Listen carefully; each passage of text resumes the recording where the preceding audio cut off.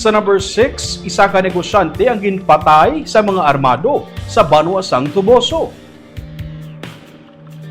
Ang asawa kag napulo ka tuig nga bata sa negosyante ang ginpasulod sa mga armado sa balay antes nila ginpatay sa garahe ang biktima sa sitio Bebang, Barangay General Luna sa Banuasang Tuboso, Negros Occidental, Miyerkules sang gabi. Ang 37 anyos nga negosyante sa kaysaya motorsiklo ang halin sa Tuboso Public Market agud mag-booking sa iya inog pisada nga karne.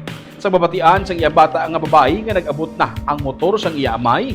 Ganayon ini nga nagwa kag didto ya nakitaan ang apat ka mga nakabunot nga persona, pila sa ila may mga bitbit nga long firearms.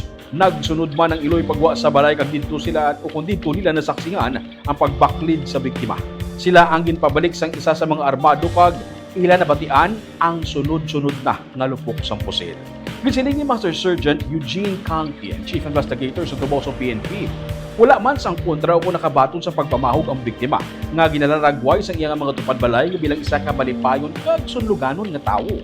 Na-recover sa crime scene ang tatlo ka mga empty shells ng caliber 5.56, M16, isa ka slug sang 9mm kag isa ka empty shell sang 9mm.